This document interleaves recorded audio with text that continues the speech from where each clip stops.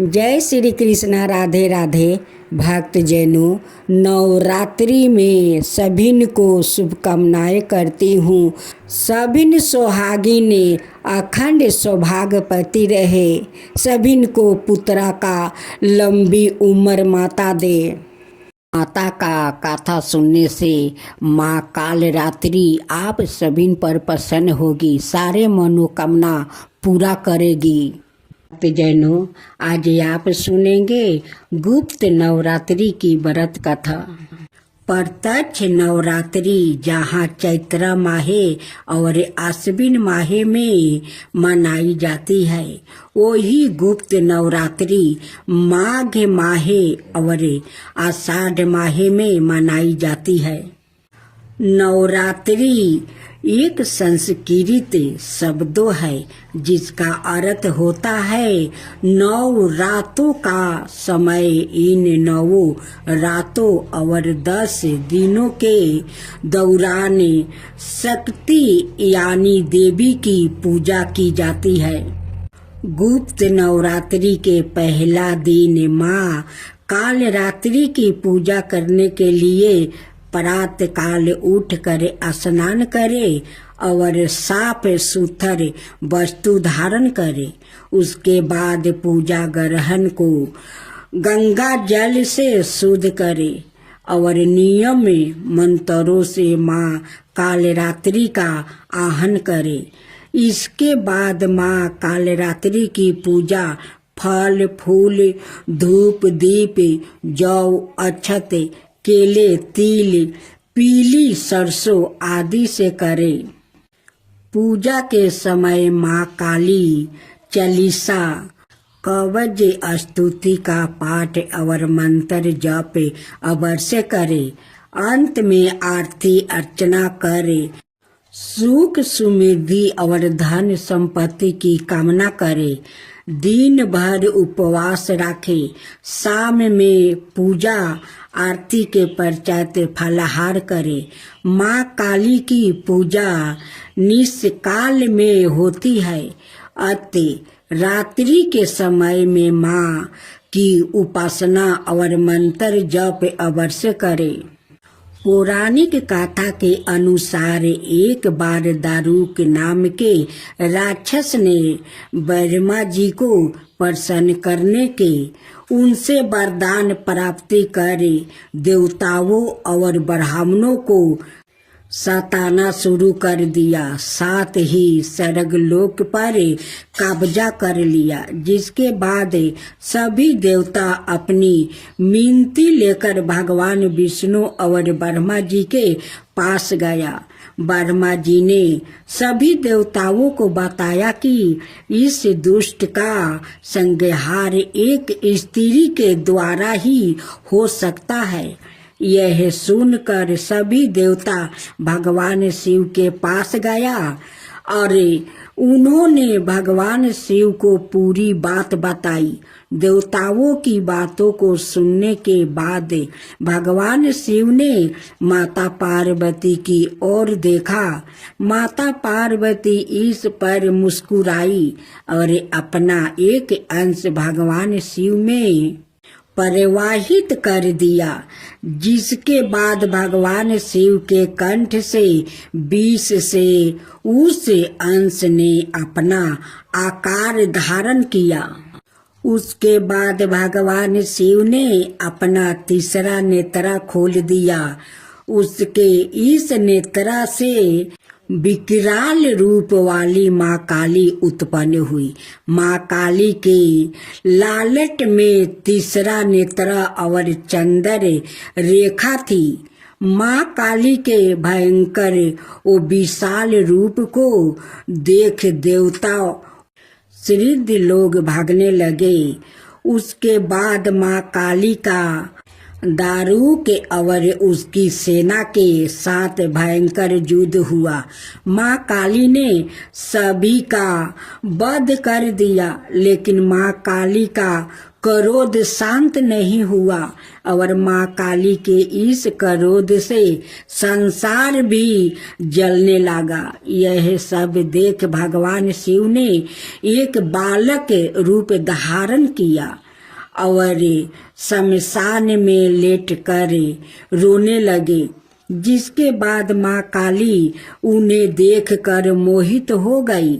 इसके बाद माँ काली ने बालक रूपी भगवान शिव को अपने गले से लगाकर अपना दूध पिलाया, जिसके बाद उनका क्रोध भी शांत हो गया। अब सुने सूरथ राजा की कथा। बहुत पहले की बात है। सूरथ नाम के एक राजा थे जो प्रजा का अपने पुत्रा की तरह पालन करते थे। एक समय सूरत राजा की दुश्मनी कोला विद्वंसी नाम के क्षत्रियों से हो गई।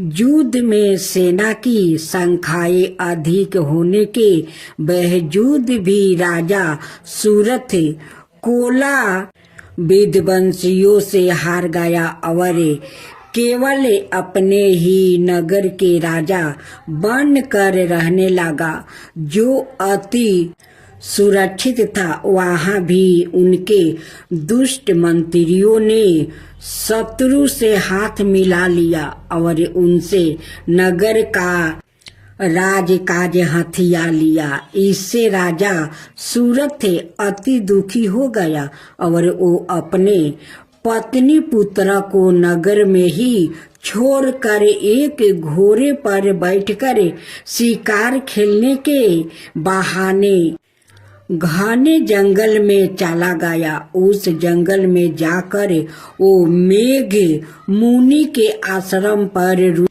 रुके, जहाँ पर मुनि ने आदर सत्कार के साथ उनका स्वागत किया और रहने के लिए एक कुटिया भी दिया। समाधि नाम का एक अत्यंत ही धनवान कुल का वेश्या था। उसकी धर्म में बड़ी आस्था थी। वो सादा दुखी लोग की सहायता करता है, उनके कष्ट दूर करने का प्रयास करता। सादा सत्य बोलना उसका स्वभाव ही था। उनके पत्नी और पुत्र अत्यंत ही लोभी थे। धन के लोभ में आकर समाधि के पत्नी और पुत्र ने उसे घर से बाहर निकाल दिया था। इसी कारण बस से समाधि नाम का वेश्या अपना घर और गांव त्याग कर घने जंगल में आ गया था और वो भी मेघ ऋषि के उसी आश्रम पर रहने लगा था, जहाँ पर सूरथ नाम के राजा भी अपने राज्य को त्याग कर निवास कर रहे थे। ऋषि वर के आश्रम पर रहते हुए समाधि नाम के वेश्या सादा इस चिंता में लगे रहते थे कि उनकी पत्नी और पुत्र किस हालत में होंगे और उन्हें किसी तरह की समस्या तो नहीं होगी, वो लोग कष्ट तो नहीं भोग रहा होगा। मेघ ऋषि के आश्रम पर रहते हुए राजा सूरथ एक दिन पेड़ के नीचे बैठे थे। वो बहुत ही चिंतित थे।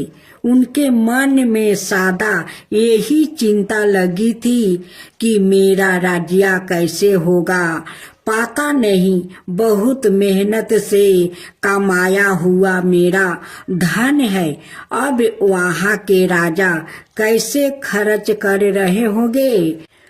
हो सकता है वो लोग बेकार के कामों में मेरा धन बर्बाद कर रहे होंगे।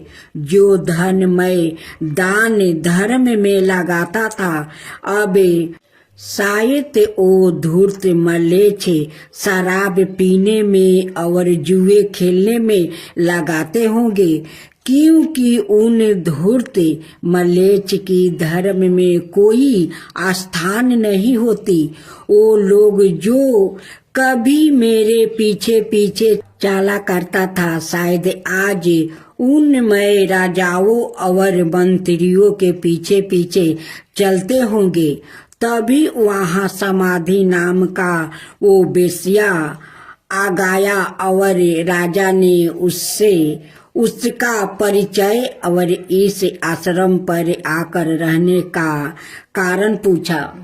उस बेस्या ने कहा, राजन, मेरा नाम समाधि है।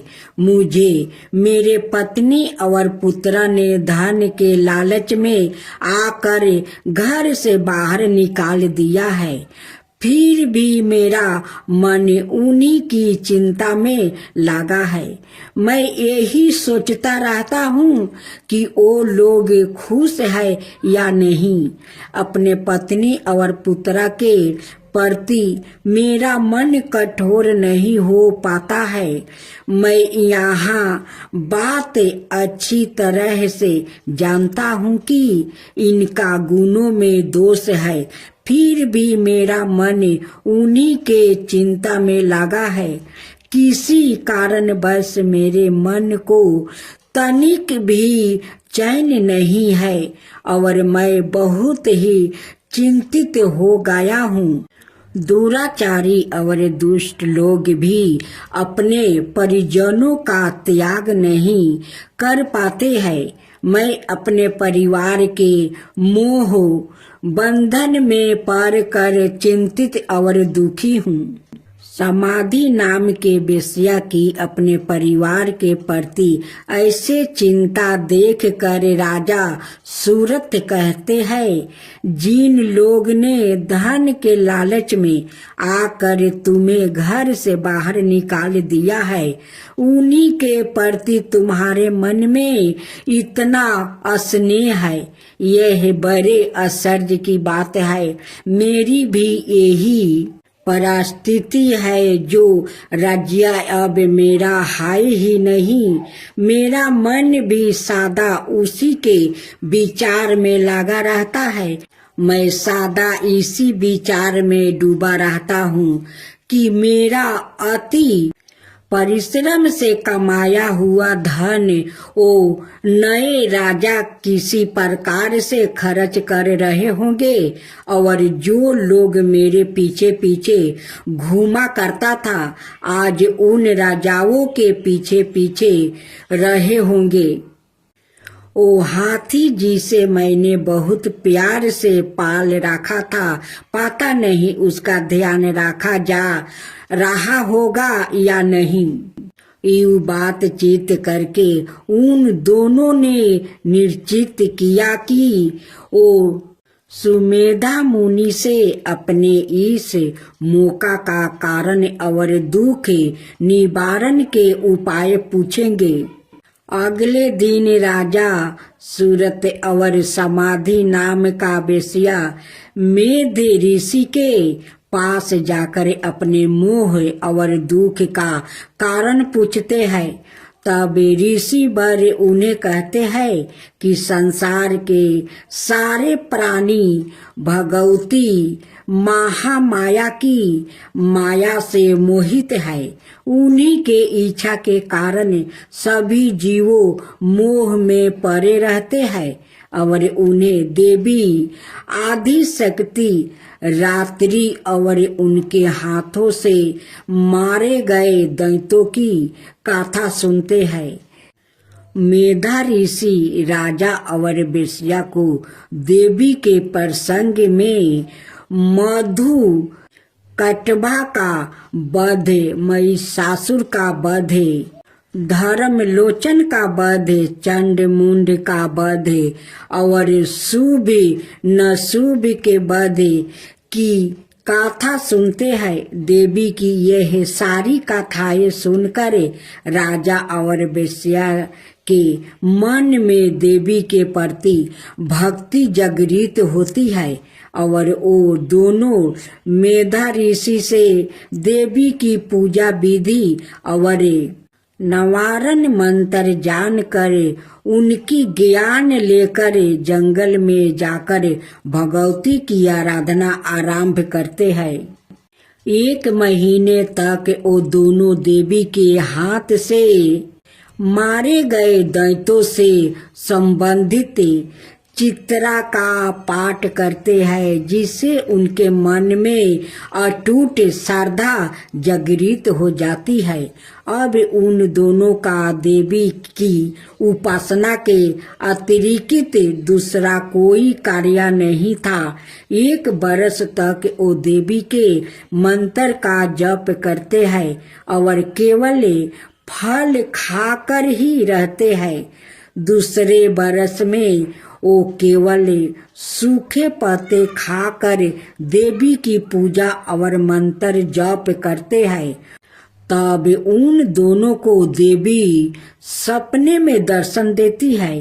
अब वो देवी की साक्षात दर्शन पाने की इच्छा से तीसरे बरस में वो केवल हवा से ही जीवित रहकर देवी की उपासना करते हैं। इस तरह 3 बरस तक राजा और वेश्या दोनों ही भगवती महामाया की श्रद्धा पूर्वक उपासना करते हैं, जिससे प्रसन्न होकर देवी उन दोनों के सामने प्रकट होती है और राजा के इच्छा अनुसार उन्हें अपना राज्य वापस मिलने वर देती है और कहती है, राजन 10,000 बरस तक राज्य करके तुम्हारा शरीर शांत हो जाएगा। उसके बाद तुम सूर्य के पुत्र बनकर सवरीन नाम के मनु बनेंगे। समाधि नाम के वेश्या को उसकी इच्छा के अनुसार मुक्ति प्रदान करने वाली ज्ञान देती है। देवी राजा और वेश्या को यूं वरदान देकर वही अंतर्ध्यान हो गई। जब राजा देवी से वर पाकर मुनि से आज्ञा लेकर अपने नगर जा ही रहे थे कि उनके वो मंत्री जो पहले शत्रु से हाथ मिला चुके थे आकर राजा के पैरों में गिर जाते हैं। वो कहते हैं, महाराज आपके वो शत्रु युद्ध में मारे गए, उनका विनाश हो गया, आप हमें क्षमा कर दीजिए। इस तरह है राजा को देवी की कृपा से अपना राज्य मिल जाता है और मंत्रियों से उसका पहले जैसा ही संबंध हो जाता है। वेश्या भी अब घर परिवार त्याग कर तीर्थों की यात्रा करता हुआ जीवन व्यतीत करता है। उन तीर्थों में वो वेश्या सादा लोगों को देवी की गाथा सुनाते रहते हैं। संसार में सर्वप्रथम समाधि नाम के वेश्या और सूरत राजा ने ही देवी की उपासना की थी। समाधि और सूरत को देवी की जो गाथा मेद ऋषियों ने सुनाया था, वो संसार में दुर्गा सप्तशती के नाम से विख्यात है। दुर्गा सप्तशती के प्रकट होने की यह गाथा अत्यंत ही पावन और भक्ति मुक्ति प्रदान करने वाली है। इस गाथा के श्रवण से जो व्याकुल दुखी है वो सुखी हो जाता है, मोक्ष का अधिकारी बन जाता है। अब सुने दुर्गा देवी की गाथा। देवी भगवत महात्म्य। रुतवक मुनि बड़े ही विलक्षण बुद्धि वाले थे। रेवती का चौथा चरण। रुतवक मुनि बड़े ही विलक्षण चरण गुंडान होता है। इस काल में जन्म लेने के कारण उनका पुत्र अति दुराचारी बन गया और इस कारण बस रुतवक मुनि को बहुत ही दुख और कष्ट सहने पड़े थे। जब उन्हें इस बात का पता चला कि रेवती के चौथा चरण में उत्पन्न होने के कारण उनका पुत्र दुराचारी हुआ है, तो उन्होंने क्रोध में रेवती को निक्षत्र मंगल से गिर जाने का श्राप दे दिया था। बाद में भगवती दुर्गा की आराधना करके अपने सारे दुख और कष्टों से ऋत्विक मुनि मुक्ति पा सके। ऋत्विक मुनि के श्राप के कारण रेवती नक्षत्र का तेज कुमुदगिरी पर गिरा। उस तेज से एक कन्या उत्पन्न हुई। परामुच ऋषि ने बालिका को लेकर उसका नाम रेवती नाम रखा और उस बालिका का पालन पोषण किया। विवाह योग होने पर ऋषि को यह चिंता सताने लगी, इस बालिका के योग वर कौन होगा। तब उन्होंने अग्निदेव से प्रार्थना की कि वो इसके योग वर का नाम बताए। अग्निदेव ने कहा कि राजा दुर्दम में इसके योग वर है। उसी समय देव बस दुर्दम राजा मुनि के आश्रम पर आ गया और उन्हें देखकर मुनि को अति हर्ष हो गया। मुनि ने राजा से अपनी कन्या को स्वीकार करने का आग्रह किया। उसके लिए राजा भी मान गया। मुनि की पुत्री रेवती ने यह हठ किया कि उनका विवाह रेवती नक्षत्र में ही संभव हो, किंतु मुनि कहा पुत्री रेवती नक्षत्र तो आकाश से गिर गया है, उसमें तुम्हारा विवाह कैसे संभव है। पुत्री ने कहा कि यदि ऋत्विक ऋषि अपने तपोबल से श्राप देकर रेवती नक्षत्र को भूमि पर गिरा सकते हैं, तो क्या आप अपने तपोबल से उसे पुनः स्थापित नहीं कर सकते। पुत्री की यह बात सुनकर मुनि ने रेवती नक्षत्र को आकाश में स्थापित कर दिया। बाद में राजा दुर्दम्य से कहा, महाराज यदि कुछ पाने की इच्छा हो तो हमें बताइए, मैं उस पुण्य करने का प्रयत्न अवश्य करूंगा। मुनि की बात सुनकर राजा कहने लगे, मुनिवर, मैं सवाए भू मनु के वंश में उत्पन्न हुआ हूँ, इसलिए मेरी इच्छा है कि मैं मनवंतर का स्वामी हो, ऐसा पुत्र प्राप्ति हो। परामुच ऋषि ने कहा, राजन, आप अपनी इस इच्छा की पूर्ति के लिए भगवती दुर्गा की आराधना कीजिए और देवी भगवती पुराण का स्मरण कीजिए, इससे आपकी इच्छा पूर्ति हो जाएगी। तत्पश्चात राजा ने मुनि की पुत्री रेवती से विवाह किया और अपने राज्य को लौट आया। कुछ समय बाद लोमस ऋषि उनके राज्य को पधारे। तब राजा ने लोमस ऋषि से प्रार्थना की कि वो उन्हें मनवंतर के स्वामी बनाने वाला पुत्र पाने के लिए श्रीमद देवी भागवत का श्रवण कराए। तब महर्षि लोमस ने अति प्रसन्न होकर कहा, महाराज, तुम धन्य हो जो भगवती में भक्ति रखने वाली यह बुद्धि तुमने पाली है। बाद में महाराज को उनकी पत्नी रेवती की सहित श्रीमद देवी भागवत का कथन सुनाया। राजा ने इस अवसर पर अनेक ब्राह्मणों को भोजन कराया और उन्हें दान में अनेक अमूल्य वस्तु और आभूषण भी दिया। कुछ समय बाद देवी रेवती ने गर्भ धारण किया और उन्होंने एक पुत्र उत्पन्न किया जिसका नाम रखा गया रेवत, जो आगे चलकर ब्रह्मा के आदेश से मनवंतर के स्वामी हो गया था। रेवत के माता पिता की श्रीमद देवी भागवत सौरन मात्रा से ही वो मनवंतर की स्वामी हुआ था।